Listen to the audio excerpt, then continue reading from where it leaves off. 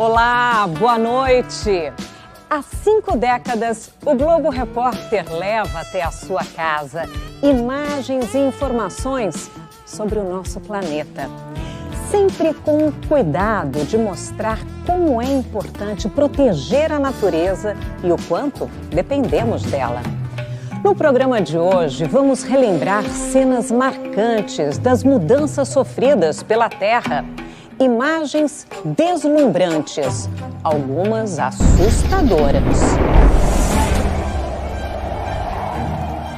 Nessa viagem pelo tempo, vamos ver o resultado das ações do ser humano sobre o meio ambiente, para o bem e para o mal. E conhecer pessoas que encontraram no Globo Repórter um motivo para mudar de atitude.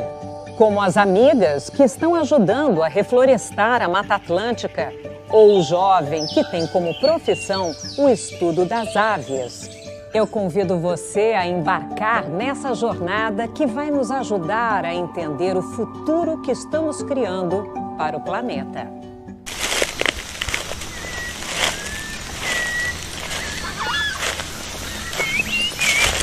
Mais uma expedição está começando. Quais os segredos da floresta?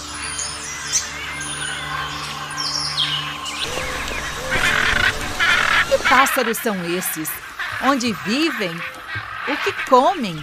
Perguntas muito simples como estas viraram marca do Globo Repórter. Sabe por quê? Porque perguntar é preciso quando a intenção é deixar o nosso público por dentro de tudo. Mais de 2.000 programas foram recheados de respostas. Sobrevoamos diversas vezes esse tapete verde, a floresta amazônica, mata nativa a perder de vista. Quem dera só tivéssemos fatos positivos para mostrar. A técnica para a derrubada da floresta utiliza esse correntão, com mais de 50 metros. 2 tratores, um em cada ponta, puxam a corrente que vai arrancando tudo que tem pela frente. O flagrante é de 2005, mas não foi o primeiro registrado pelas nossas câmeras.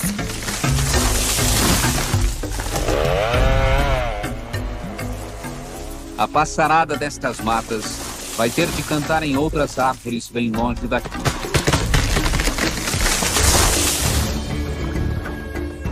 Todos os igarapés do Vale do Javari estão assim, repletos de madeira, aguardando o período das enchentes. É quando o nível das águas sobe e as toras são levadas pela correnteza. Todos os biomas brasileiros perderam espaço nesse período. E mesmo com as denúncias, os desmatadores se multiplicavam, como há 35 anos, no coração da Mata Atlântica.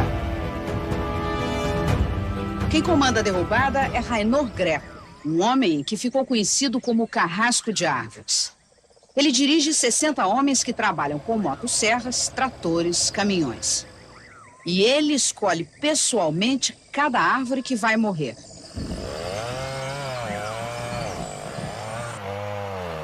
Esta é uma maçaranduba de 80 anos. Quantas árvores o senhor derrubou, senhor Rainor? Bom, se eu fiz isso sem parar, se esse foi o meu trabalho até hoje, seria muito difícil calcular. Milhões e milhões de árvores. A primeira vez que o Tasso Azevedo viu uma área desmatada foi pela televisão. Teve um programa do Globo Repórter que era sobre o tema da morte do Chico Mendes, o que representava.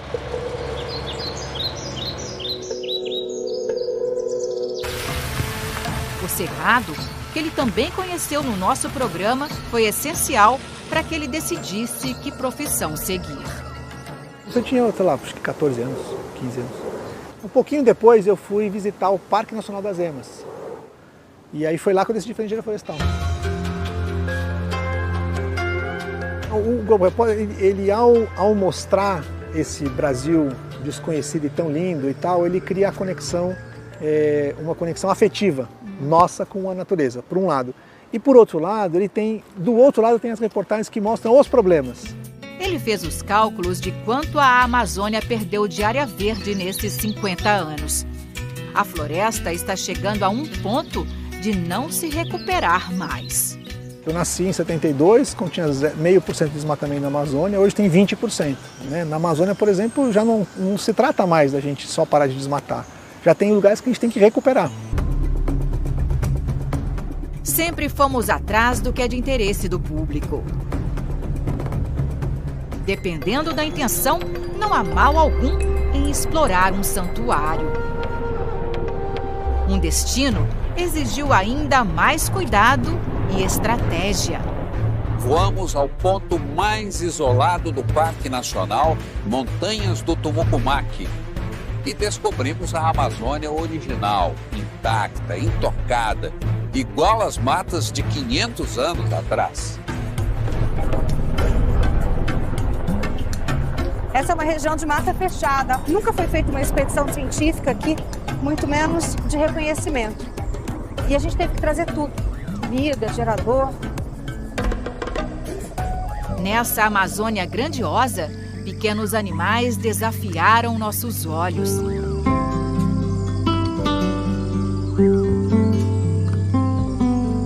É o equilíbrio da natureza. Os seres gigantescos dependem dos minúsculos e vice-versa. Aprendemos muito com os cientistas que viajam com a gente. No Tumucumaque, só de aranhas, eles descobriram 44 novas espécies. Em outras jornadas, encontramos seres considerados místicos, como o boto. A lenda diz que esse animal seduz as mulheres. As pesquisadoras também? Várias vezes as esposas dos pescadores me perguntam: você não tem medo de ser encantada?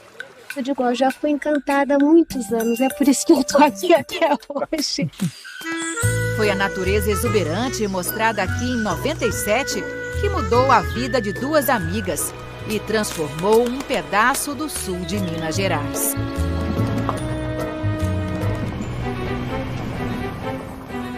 A estrada de terra nos leva à Serra da Mantiqueira. O mar de montanhas desenha a paisagem rural. Na chegada à reserva do Sauá, a recepção é animada. Nossa, a família é grande, hein? São 19. 19? E 52 gatos. Nós temos essa comissão. O Globo Repórter trouxe as amigas, marido e parentes do Rio de Janeiro para as montanhas. Acredite, Ângela e Isabel assistiam juntas ao programa e as imagens impactaram as duas ao mesmo tempo. Eu tenho a memória do ambiente que eu gostaria de viver. Assim, do rio cristalino e do céu muito limpo, sabe? Uma olhou para a outra. Como é que foi nesse instante? A gente comentou na época: olha que lindo, olha que lugar bonito. E ali está Monte, era Minas, então vamos lá conhecer. E a gente, imediatamente, deve ter sido menos de um mês depois, a gente estava aqui vendo. E o que elas viram na TV rendeu frutos. A Ângela e a Isabel desenvolveram a vocação que elas sequer imaginavam. Elas começaram a plantar.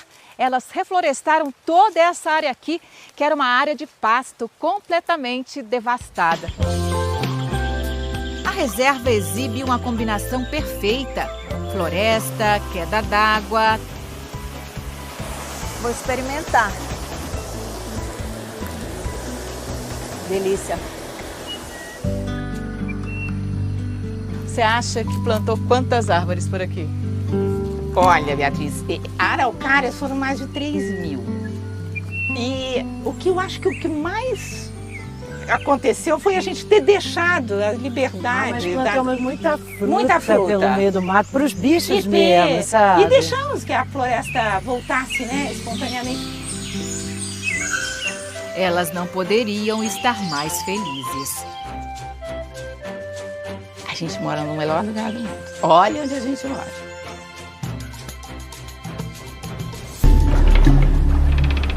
Se alguns programas realizam sonhos, outros alertam para os pesadelos criados pelos homens.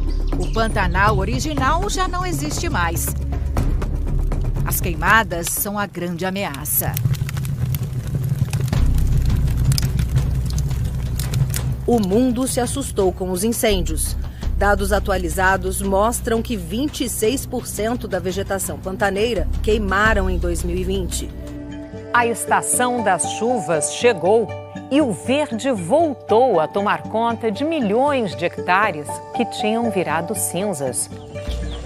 Os povos originários são os mais prejudicados com tantas mudanças.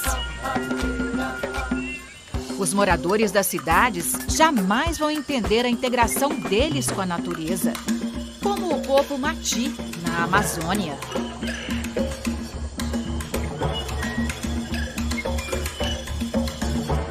Esta mulher retira leite do próprio peito com uma folha para alimentar o filhote de macaco. Algumas etnias ficaram desconhecidas até pouco tempo.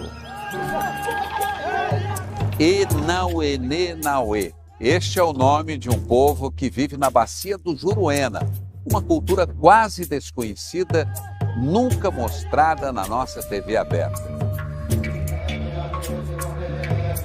O programa foi indicado ao Emmy, o prêmio mais importante da TV mundial.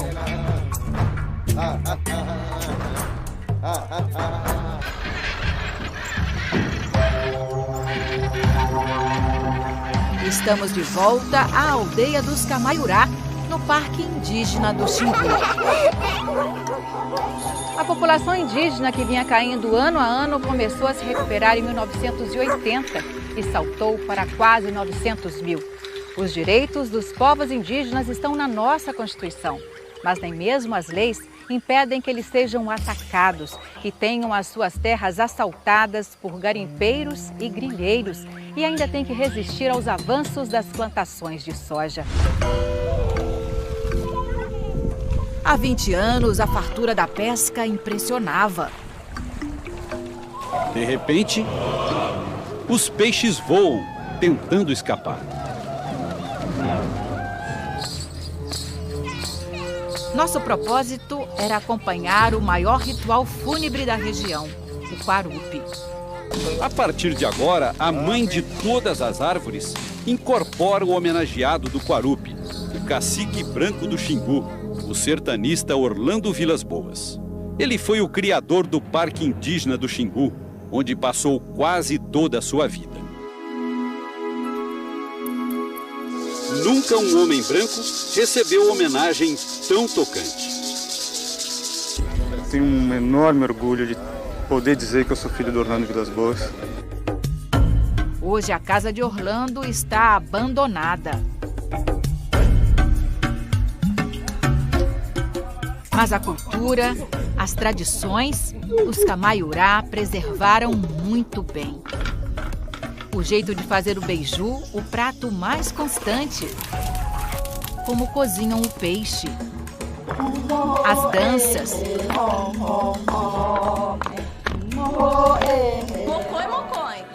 Há 20 anos, a professora da escola era uma mineira apaixonada por educação. Essa paixão ela passou para o atual professor.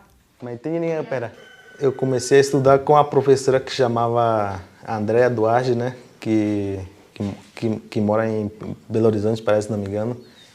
Ela me alfabetizou. Andréa se mudou para São Paulo, a maior cidade do Brasil. Ainda está envolvida em projetos com a arte indígena e guarda os 5 anos na aldeia como aprendizado para a vida toda. Essa lógica de vida muito coletiva, onde você não precisa de uma instituição para ser educado, para formar, você não precisa de um museu para apresentar a sua arte está no corpo, sua arte está na vida, você está o tempo inteiro numa relação coletiva, então isso é algo que eu sinto muita falta. Aqui na cidade tudo é muito individualista, né? Claro, de vez em quando eu fujo para a natureza. Faz tempo que os encantos do mundo digital conquistaram parte da aldeia, mas alguns rituais ancestrais resistem. Bem perto da antena de internet que conecta a aldeia ao restante do planeta, quem olhar com atenção vai ver essa pequena abertura aqui, uma espécie de janelinha. É por aí que a Pouca Toalo, de 13 anos, consegue ver o mundo. A menina é filha dessa jovenzinha que achamos nos arquivos. a Cuiá-Cuiá. 20 anos atrás, era ela que estava em reclusão. Só ir à escola era permitido. Minha mãe me ensinava, né? Eu tenho que ensinar a minha filha também. Ritos de passagem para a vida adulta. O isolamento pode durar até 3 anos. A preservação dos costumes não impede que os Camaiurá aceitem ajuda quando o assunto é saúde. No ano passado, ficaram sem atendimento por 4 meses, depois que o médico da Secretaria de Saúde Indígena deixou a aldeia. Os voluntários dos Doutores da Amazônia amenizaram a carência. O projeto atual é implantar a telemedicina. Sem saúde, vocês não defendem o território de vocês. Sem saúde, vocês não lutam pelas coisas de vocês. A saúde, eu acho que é o maior alicerce de proteção da Amazônia. Como assegurar a preservação da terra indígena? Vivências como estas não podem desaparecer. Somos ser humano, só que apenas vivemos diferente do que vocês. Mas espero que vocês também reconheçam aquele povo, aquela cultura e respeitem. Palavras do guerreiro Uerê. Ele segue em frente, pronto para defender seu povo, seus direitos e a paz da aldeia Camaiurá. Um grande inimigo ronda as terras indígenas, o garimpo ilegal. Há décadas, esse crime ambiental se agrava. É a utilização do mercúrio em grande quantidade para beneficiamento do ouro. Depois de usado, o mercúrio é jogado no rio. O Brasil nunca teve uma área de mineração tão simbólica quanto Serra Pelada. Este é um dos lugares mais incríveis do mundo. Um atestado da ambição humana. Se é verdade que a fé remove montanhas, fé é que não falta aqui. Foram removidas várias. Onde antes era uma serra, um monte, hoje é esse buracão.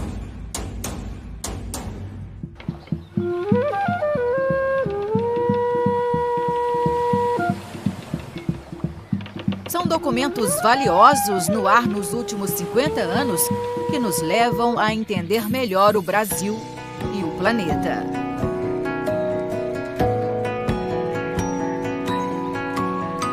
O Globo Repórter tem esse leque, essa abertura de mostrar tanta coisa. E às vezes tem aquela coisa que você fala, meu Deus, é essa. Essa tem a ver comigo, é essa que eu quero. E é muito mais possível do que parece. A seguir, o que está acontecendo com o clima do planeta? E uma cidade que venceu um desastre ambiental.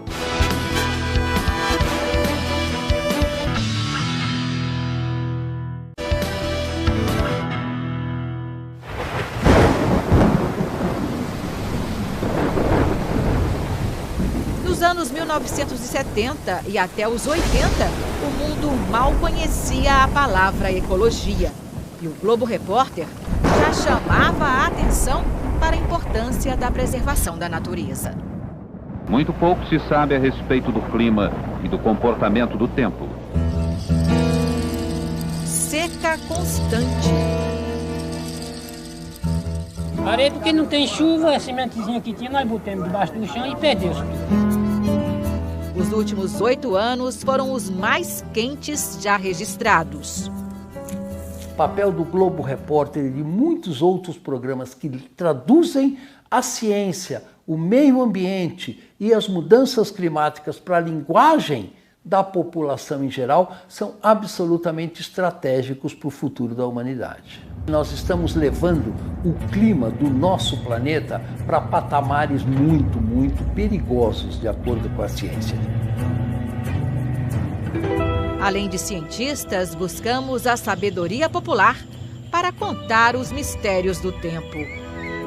Prepare o seu coração.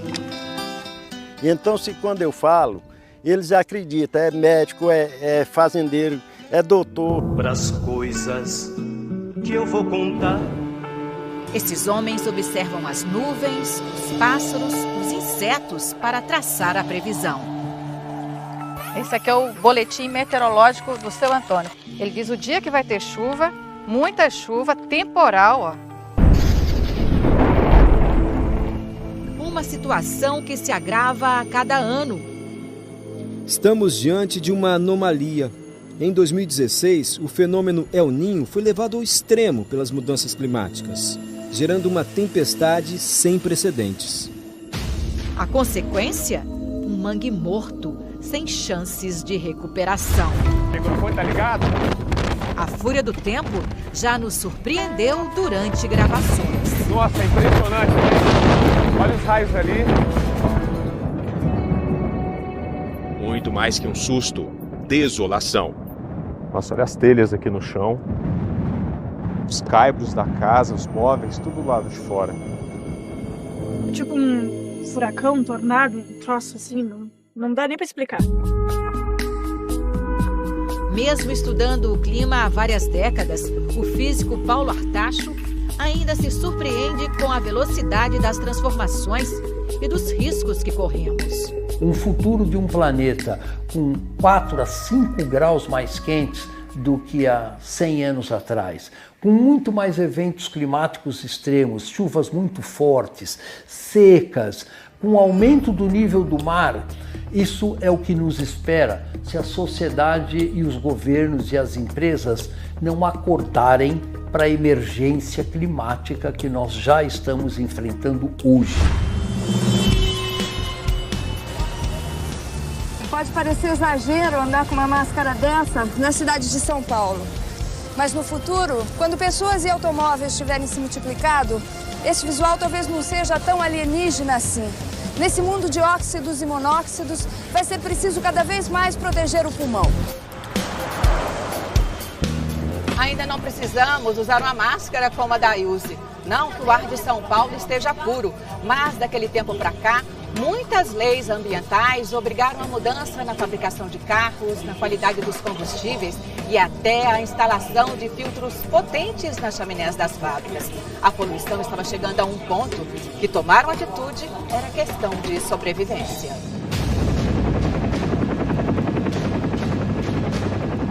Nós vamos entrar em Cubatão pela porta mais terrível. Vamos entrar pelo ar. Nós estamos voando bem em cima da cidade, no meio de uma névoa que cobre permanentemente Cubatão. Não é uma névoa comum. Isto aqui é um verdadeiro coquetel de gases tóxicos. Cubatão tem 85 mil habitantes e produz 2% de toda a riqueza do Brasil. Uma cidade rica, mas ninguém quer morar lá. É a cidade mais poluída do mundo. Um desastre ecológico produzido conscientemente pelo homem e que fez do próprio homem a sua maior vítima. Naquela época, os hospitais de Cubatão ficavam lotados de pacientes com problemas respiratórios e havia aumentado muito o número de natimortos e casos de anencefalia. O perigo não vinha só do ar. O rio é praticamente um barril de petróleo. O cheiro é fortíssimo. Cheira muito mal, cheiro de óleo muito forte. Agora eu vou pegar um pouquinho dessa água, se é que isso aqui pode se chamar de água. Olha só, totalmente preta. A cidade engatinhava num plano de recuperação ambiental, que frutificou. O controle da emissão de gases e de esgoto foi essencial para que Cubatão saísse da lista negativa do clima.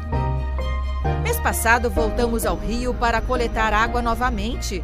O aspecto está totalmente diferente. Clara, sem cheiro, olha só. Se há vontade política, se houver tempo, é possível consertar nossos estragos.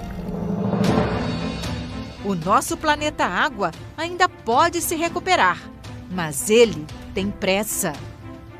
Segundo a ONU, 5 milhões de pessoas morrem todo ano porque bebem água poluída. As indústrias são as maiores fontes de poluição, mas não são as únicas. Até o início dos anos 90, não se tinha ideia de quanto o comportamento das pessoas também é fundamental para o meio ambiente. O conceito de lixo doméstico agora é outro. E o que você faz com a casca do ovo? É o primeiro passo da compostagem. O Globo Repórter tem mostrado a evolução da reciclagem no Brasil, ainda que seja bem acanhada. Plástico, papel, até óleo de fritura. No lixo, eles viram um pesadelo.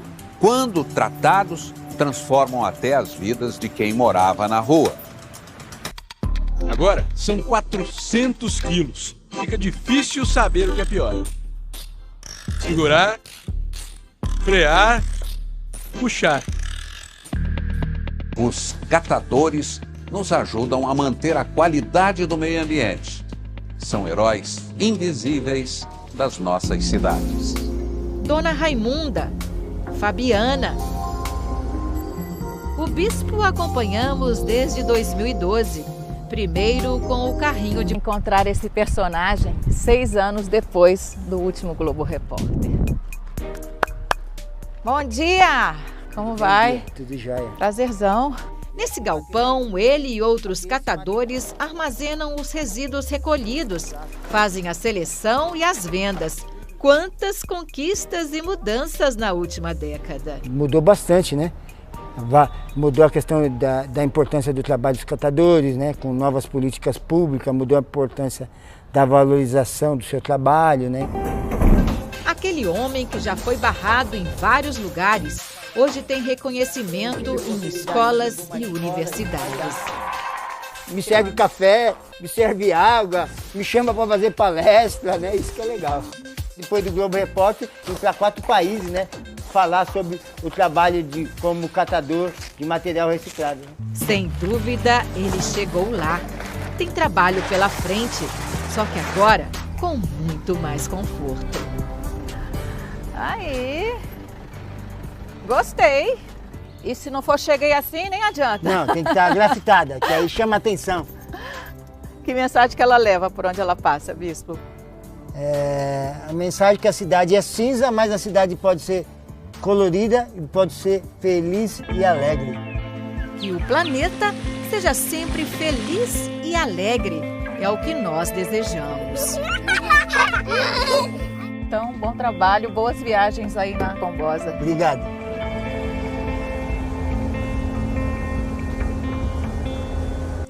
A seguir, a batalha de vida ou morte das baleias e o menino que descobriu pelo Globo Repórter que estudar aves era sua vocação.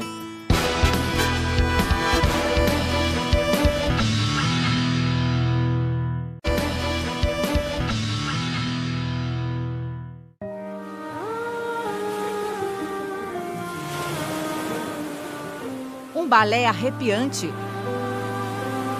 Apesar de séculos de matanças, ainda é possível assistir ao espetáculo das gigantes dos mares. 50 anos atrás, a situação era outra. Elas tinham motivos para fugir de nós. No fim dos anos 1970 e começo dos 80, o Globo Repórter testemunhou a perseguição e a morte das baleias mundo afora. Só neste século, os homens já mataram mais de 2 milhões de baleias e continuam a matar umas 20 mil por ano, colocando várias espécies sob ameaça de extinção. No dia em que a equipe do programa acompanhou esse baleeiro, 6 fêmeas e um macho foram capturados. É lá de cima que olhos bem treinados procuram as baleias. É subindo para respirar que a baleia se despede da vida.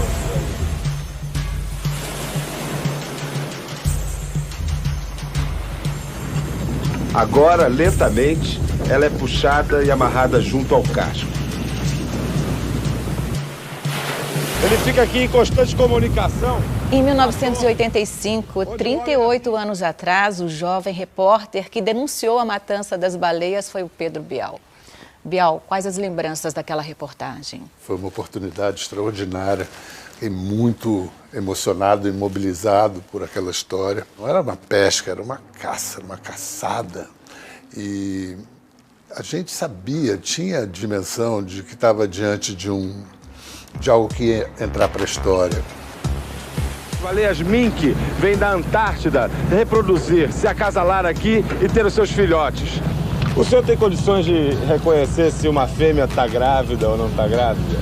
Isso aí não posso. Não dá para reconhecer, né? Sabia-se da caça-baleia, mas não se sabia que havia japoneses caçando em águas brasileiras. E a gente, com aquela oportunidade de acompanhar a caça, a viagem e mostrar, foi algo realmente exclusivo e revelador. Você tem consciência de que a repercussão dessa reportagem ajudou a proibir a matança da baleia no Brasil? Tenho consciência, sim. Faltava muito pouco, porque a Câmara já tinha aprovado a proibição e faltava o Senado. Mas, independentemente das instituições votarem ou deixarem de votar, o que faria a diferença seria a consciência do povo, seria a opinião pública, seria todo mundo entender porque era descabido, era imoral, era indecente, desnecessário continuar caçando baleias no litoral brasileiro.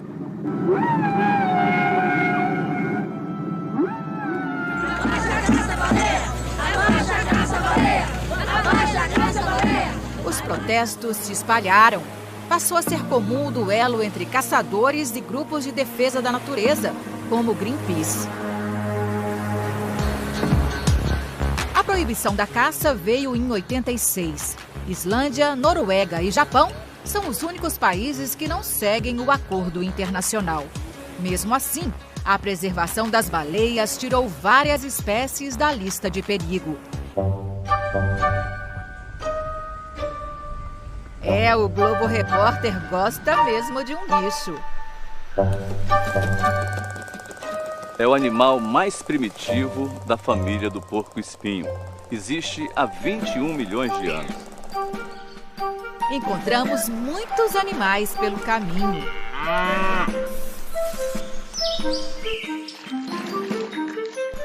Outros procuramos arduamente.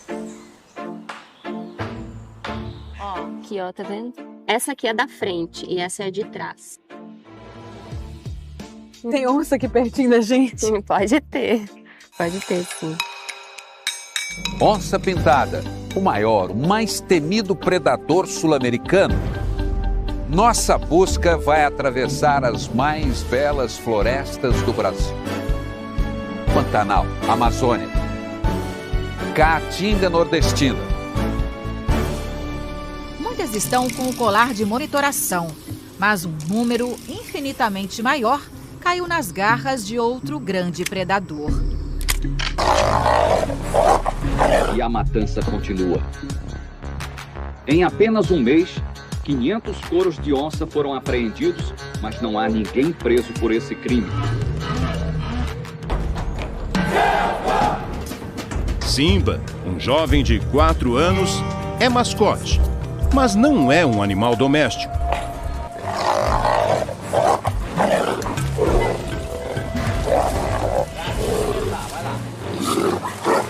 Calma.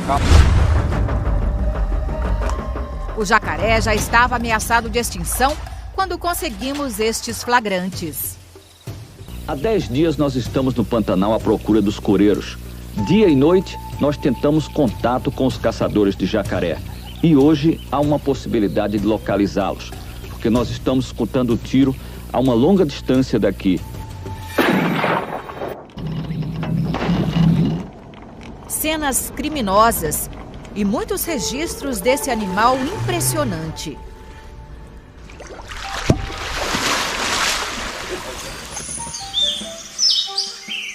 O Globo Repórter popularizou uma armadilha do bem. Pássaros capturados, examinados, anilhados e novamente soltos na natureza. É um flautim.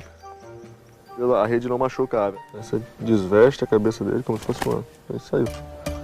O Luciano participou de um programa em 2011. Ele se apaixonou pelas aves aos 12 anos e tinha até um apelido característico. No começo eu levava o meu irmão com o binoclinho pendurado no pescoço e procurando os passarinhos.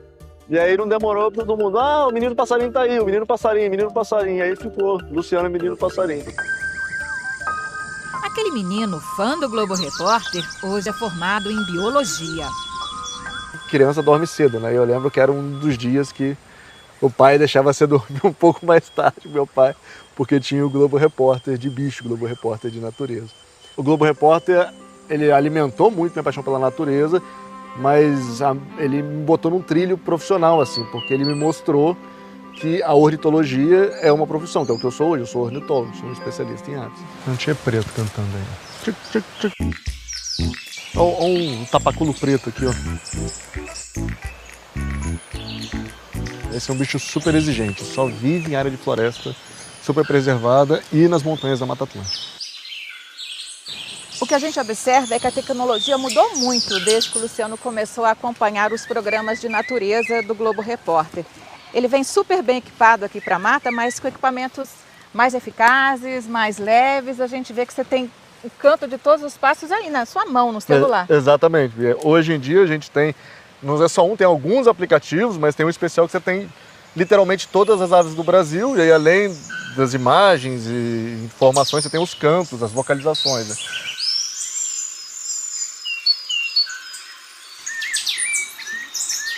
Luciano hoje deve estar sendo observado por muitos outros meninos passarinhos. A minha dica é, pegue esse sonho, transforme em um objetivo e siga adiante, que é possível até viver de ver passarinho. Semana que vem, o último especial em homenagem aos 50 anos do programa. Você relembra as viagens do Globo Repórter. Imperdível, né? Uma ótima noite para você.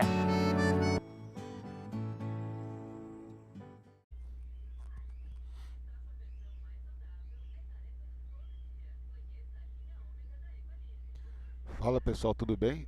Chegamos aqui para mais uma notícia do mundo do esporte para vocês aqui agora, com a indignação do Abel Ferreira, galera. O Abel Ferreira, o técnico português do Palmeiras, ele expressou aí sua insatisfação aí com a recente onda de demissões no futebol brasileiro, incluindo aí Fernando Lázaro do Corinthians, Rogério Ceni do São Paulo, entre outros aí. Tem o do Curitiba também lá que tomou na cabeça lá e perdeu o emprego, né? Então, em entrevista aí, coletiva aí após a vitória do Palmeiras por 2-1 sobre o Cerro Porteño pela Taça Libertadores, o Abel aí criticou os jornalistas, né, por não se importarem quando alguém é demitido. Ele acusou os jornalistas aí de pressionar a administração do clube, levando a demissões aí precipitadas, e sugeriu que eles deveriam considerar a quantidade de tempo que os treinadores recebem para treinar e recuperar jogadores lesionados. O Abel também observou aí que as expectativas para os clubes do futebol brasileiro são altas, mas apenas um time pode vencer, e mesmo os melhores técnicos aí como o Guardiola evitam vir para o Brasil. Então o Abel aí mostrou aí a sua indignação, né, galera? Ele é contra aí a onda de demissões aí, né? Falou aí que nem o Guardiola quer vir para o Brasil aí. Então o treinador do Palmeiras aí ficou revoltado, né? Porque realmente aqui no Brasil é uma coisa assim que não dá para entender, né? O técnico fica no clube, daqui a pouco o time perde algumas partidas ali, pronto, é o primeiro que acaba sendo demitido aí do clube, é o treinador, né? Então isso aí já não é de agora que acontece, né, pessoal? Já há muito tempo o futebol brasileiro passa por isso, né? Então, mas não tem mesmo o que fazer, né? O treinador ou ele tem resultados ou ele acaba sendo sacrificado, né, pessoal? Isso é o que acontece há muito tempo já no futebol brasileiro. Mas comenta aí a sua opinião aí, o que você acha aí, se você concorda com o que o Abel disse aí, né? Na minha opinião aí, realmente os jornalistas eles fazem um pouco de fervo, né, para acabar acelerando isso aí, né? Mas é o normal, né? Aqui no Brasil nunca muda, né? É isso aí mesmo que acontece. O que poderia ser diferente, né? Realmente eles não têm muito tempo, né, mas para treinar. Mas é isso aí. Comenta aí o que você acha aí, né? Já voltamos aí com mais novidades aí. Tem bastante coisa aí pra gente postar pra vocês hoje do mundo esportivo aí, beleza? Um abraço e até o próximo vídeo aí. Valeu!